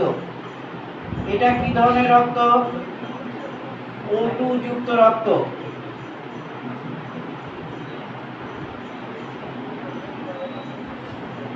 O2 যুক্ত রক্ত। এবার এই O2 যুক্ত রক্ত কোথায় এসে পৌঁছালো? O2 যুক্ত রক্ত এসে পৌঁছালো বাম অলিন্দে। তাহলে দুটো অলিন্দ রক্ত পূর্ণ হলো। দুটো অলিন্দ যখন রক্ত পূর্ণ হয়, তখন এই এর পিছন দিকে অলিন্দ দুটির মাঝখানে একটা আন্ত অলিন্দ পর্দা আছে, যাতে দুটো অলিন্দের রক্ত মিশ্রিত না হয়। এবার এই অলিন্দ আর নিলয়ের মাঝখানে একটা ছিদ্র আছে, এই ছিদ্র, আচ্ছা আর একটা কথা বলি, ডান অলিন্দ কার সঙ্গে যুক্ত? Sinus venosus. তাহলে এই সাইনাস ভেনোসাস আর ডান অলিন্দের মাঝখানে একটা কপাটিকা আছে। তাহলে কপাটিকা এখান থেকে শুরু হচ্ছে, সাইনু অরিকুলার কপাটিকা। আমরা ছক দিয়ে লিখবো, তখন আমরা পরিষ্কার করে দেখবো। তাহলে ডান অলিন্দ কার সঙ্গে যুক্ত? Sinus venosus. সাইনাস ভেনোসাস আর ডান অলিন্দের সংযোগস্থলে যে কপাটিকা আছে, এখানে একটা কপাটিকা ঢাকনা আছে। এই ঢাকনাটার নাম সাইনাসের সাইনু আর অলিন্দের অরিকুলার, সাইনু অরিকুলার কপাটিকা। কি বললাম বলো তো? সাইনু অরিকুলার কপাটিকা, সাইনাসের সাইনু, অলিন্দের অরিকুলার। তাহলে এখানে প্রথম কপাটিকা থাকে। অর্থাৎ এই কপাটিকার কাজ হচ্ছে সাইনাস থেকে রক্ত, সাইনাস ভেনোসাস থেকে রক্ত অলিন্দের ডান অলিন্দে প্রবেশ করতে পারবে, কিন্তু ডান অলিন্দ থেকে রক্ত ফিরে যেতে পারবে না। কিন্তু এই ফুসফুসীয় শিরা এবং বাম অলিন্দের সংযোগস্থলে কোনো কপাটিকা নেই, অর্থাৎ এটা কিন্তু কপাটিকা বিহীন। এটা একটা ইম্পর্টেন্ট কোশ্চেন। এখানে কিন্তু কপাটিকা নেই। ফুসফুস থেকে ফুসফুসের শিরার মাধ্যমে অক্সিজেনযুক্ত রক্ত বাম অলিন্দে এসে প্রবেশ করে। দুটো অলিন্দ রক্ত পূর্ণ হলে রক্ত কি হবে না, এই রক্তটা নিলয়ে প্রবেশ করবে এবং এই অলিন্দ নিলয়ের মাঝখানে একটা, ডান অলিন্দ নিলয়ের মাঝখানে এখানে একটা ছিদ্র, বাম অলিন্দ এবং নিলয়ের মাঝখানে এখানে একটা ছিদ্র, অর্থাৎ এই যে অলিন্দ এবং নিলয়ের যে ছিদ্র, এখানে যে কপাটিকা আছে অলিন্দের অরিকুলার আর নিলয়ের ভেন্ট্রিকুলার, অলিন্দ নিলয় কপাটিকা বা ইংরেজিতে বলা হয় অরিকুলার ভেন্ট্রিকুলার কপাটিকা, অরিকুলার ভেন্ট্রিকুলার কপাটিকা, তার মাধ্যমে অলিন্দ থেকে রক্ত নিলয়ে প্রবেশ করে। নিলয় যখনই এই রক্তটা প্রবেশ করলো, এখান থেকে এখানে রক্ত প্রবেশ করলো, এখান থেকেও এখানে রক্ত প্রবেশ করলো, তাহলে অলিন্দ থেকে রক্ত নিলয়ে প্রবেশ করলো, দুই প্রকার রক্তের সংমিশ্রণ ঘটলো। এবার নিলয় যখন সংকুচিত হবে, এই রক্ত তখন এইবার এর মধ্যে যাবে, এই যে প্রকোষ্ঠটা যাবে, এই প্রকোষ্ঠটার নাম হচ্ছে কোনাস আর্টেরিওসাস। এই যে না, এটার নাম হচ্ছে ট্রাঙ্কাস আর্টেরিওসাস। এই প্রকোষ্ঠটার নাম কি? ট্রাঙ্কাস আর্টেরিওসাস। তাহলে নিলয় থেকে যে প্রকোষ্ঠে রক্তে পৌঁছায় তার নাম কি? ট্রাঙ্কাস আর্টেরিওসাস। এটা মনে রাখবে। তাহলে এবার দেখো, নিলয় থেকে রক্ত, এখানে দেখো তিনটে অর্ধচন্দ্রাকার কপাটিকা আছে। এই যে কপাটিকা আছে, এই কপাটিকার নাম কি? এই কপাটিকার নাম হচ্ছে অর্ধচন্দ্রাকার কপাটিকা বা সেমি লুনার কপাটিকা। সেমি লুনার কপাটিকার নাম হচ্ছে সেমি লুনার কপাটিকা। তাহলে সেমি লুনার কপাটিকা কোথায় থাকে? সেমি লুনার কপাটিকার নাম হচ্ছে অর্ধচন্দ্রাকৃতি। কেমন দেখতে এটা? এটার নাম হচ্ছে, এখানটা লিখে দিই, জায়গা পাবো না। সেমি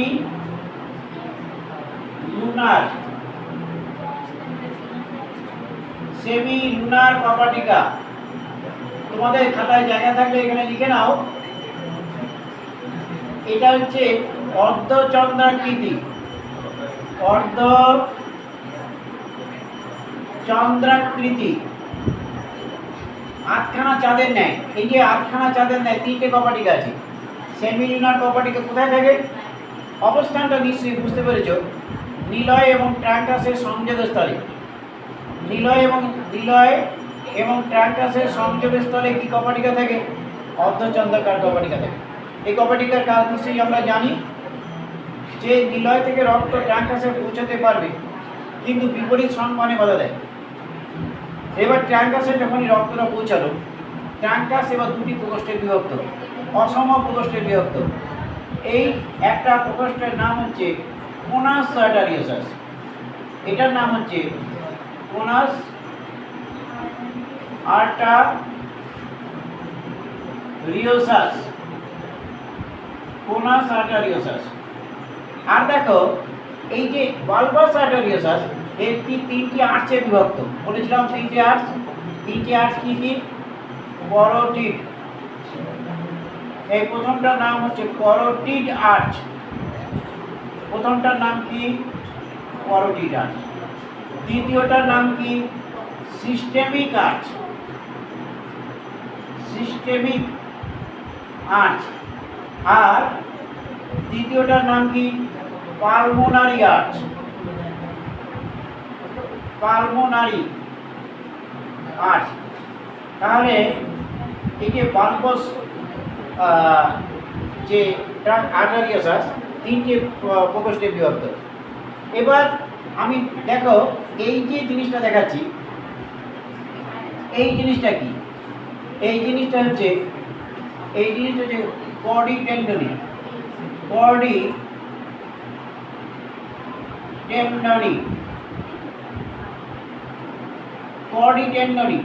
এই বডি টেন্ডনি কি না, নিলয়ের গাত্রে কি থাকে, নিলয়ের গাত্রে এই যে যে অংশগুলো থাকে এইগুলো হচ্ছে তন্তুর ন্যায়, সুতোর ন্যায়, তন্তু, এইগুলো হচ্ছে তন্তুর ন্যায়। কেমন? এই তন্তুর ন্যায় এইটা কি করে, এটা এই কপাটিকাগুলোকে প্যাপিলারি পেশির সঙ্গে যুক্ত থাকে। তার মানে এই কপাটিকা গুলিকে কি করে, প্যাপিলারি পেশির সঙ্গে যুক্ত থাকে। প্যাপিলারি পেশির সঙ্গে যুক্ত রাখে কর্ডিটেন্ডনি। এবার দেখো, নিলয়ের গাত্রে এই আঙুলের মতো প্রবর্ধক দেখতে পাচ্ছ। নিলয়ের গাত্রে যে আঙুলের মতো প্রবর্ধক থাকে একে বলা হয় কলামণি কার্নি। বলে। কলামণি কার্নি এটা অ্যাকচুয়ালি কি, কলামণি কার্নি হচ্ছে নিলয়ের গাত্রে মাংসল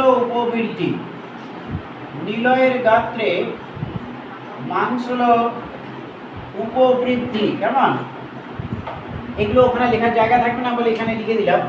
তাহলে কলামণি কার্নি হচ্ছে নিলয়ের অন্ত্রগাত্রে মাংসল উপবৃদ্ধি, যা কি করে, এই যে দুটো অলিন্দ, এই অলিন্দে যে কপাটিকা আছে, অলিন্দ নিলয় কপাটিকাকে নিলয়ের গাত্রে মাংসল উপবৃদ্ধি, যা অলিন্দ নিলয় কপাটিকা, অলিন্দ নিলয় এই কপাটিকাগুলিকে কি করে, কপাটিকাগুলিকে বিপরীত দিকে খুলতে বাধা দেয়।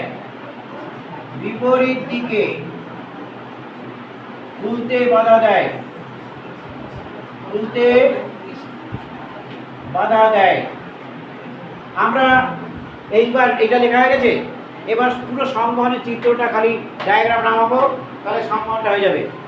এই ছবিটা দেখবে। এবার আমরা ব্যাঙের সংবহন, রক্ত সংবহন পদ্ধতি কার করা আছে? তোমার 5 মিনিট বসতে পারবে না? হ্যাঁ, আচ্ছা, তাহলে খুব তাড়াতাড়ি লিখে দিচ্ছি। আচ্ছা, 5 মিনিটের মধ্যে যতটা পারো লেখো। আচ্ছা, আমরা তারপরে রেডি হয়ে রাখো, সব কিছু গুছিয়ে রাখো। ব্যাঙের রক্ত সংবহন পদ্ধতি আমরা এটা ছকের সাহায্যে দেখাচ্ছি। দেখো, দুপাশ দেখাবো। প্রথম হচ্ছে সাইনাস ভেনোসাস। এই যে সাইনাস ভেনোসাস থেকে রক্ত কোথায় আসে বলো দেখি, তোমাদের কতটা মনে আসছে। সাইনাস ভেনোসাস থেকে এইখান থেকে রক্ত কোথায় আসবে? ডান অলিন্দ। কোথায় আসবে? ডান অলিন্দ। আচ্ছা, বলো তো, এই সাইনাস ভেনোসাস এখান থেকে রক্তটা আসছে ডান অলিন্দ। সাইনাস ভেনোসাস আর ডান অলিন্দের মাঝখানে একটা কপাটিকা আছে। এই কপাটিকার নাম কি? সাইনো অরিকুলার কপাটিকা।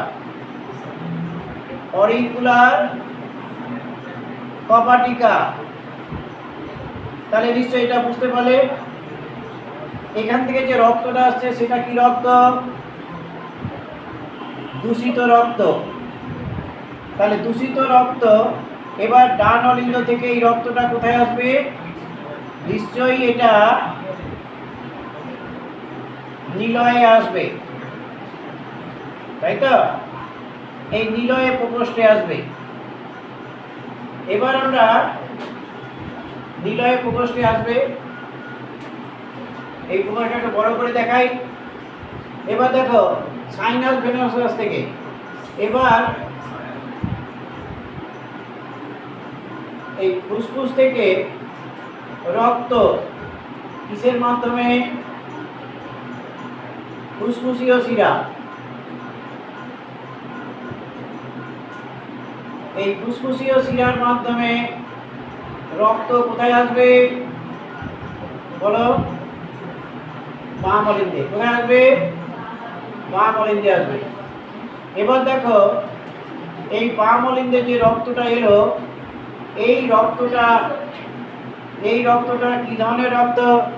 নিশ্চয়ই আমরা জানি এটা তো দূষিত রক্ত, এটা অক্সিজেন যুক্ত রক্ত, অক্সিজেন যুক্ত রক্ত।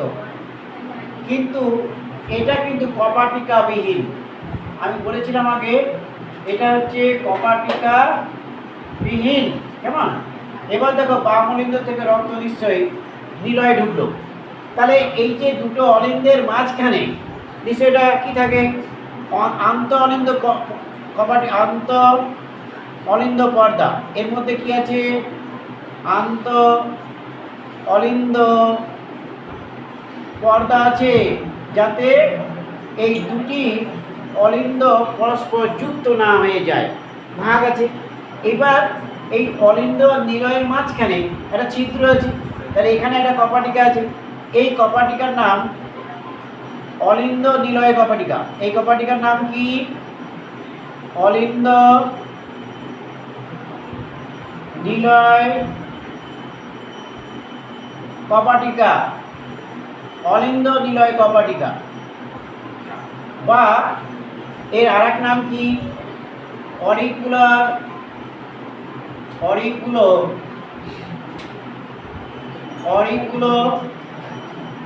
Ventricular কপাটিকা, ventricular কপাটিকা। তাহলে এই কপাটিকার মাধ্যমে রক্তটা কোথায় আসছে? নিলয়ে এলো। এবার নিলয় থেকে এই রক্তটা কোথায় আসবে? নিলয় থেকে নিশ্চয়ই এই রক্তটা ট্রাঙ্কাসে আসবে। নিলয় থেকে এই রক্তটা কোথায় আসবে? ট্রাঙ্কাস, ট্রাঙ্কাস আর্টারিওসাস, ট্রাঙ্কাস আর্টারিওসাস আছে। এবার ট্রাঙ্কাস আর্টারিওসাস এই রক্তটা যখন আসছে, এখানেই নিশ্চয়ই অর্ধচন্দ্রাকার কপাটিকা আছে, অর্ধচন্দ্রাকার বা সেমি লুনার কপাটিকা। সেমি লুনার কপাটিকা কোথায় থাকে? এটা এই যে ছবিটা দেখলে বুঝতে পারবে। এবার এই ট্রাঙ্কাস আর্টারিওসাস দুটি প্রকোষ্ঠে বিভক্ত। কটি প্রকোষ্ঠে? একটা হচ্ছে কোনাস আর্টারিওসাস, আর একটা হচ্ছে বালবাস আর্টারিওসাস। বালবাস আর্টারিওসাস। এই বালবাস আর্টারিওসাস তিনটি আর্চে বিভক্ত। এক হচ্ছে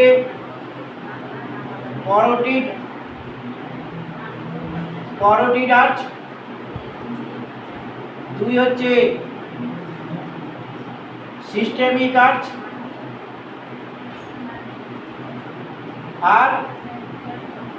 আর হচ্ছে পালমোনারি আর্চ, পালমোনারি আর্চ। কেমন?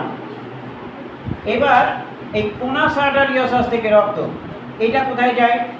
এটা কিন্তু ধমনীতন্ত্র গঠন করে। ধমনীতন্ত্র, এই ধমনীতন্ত্র থেকে রক্ত কোথায় যাবে?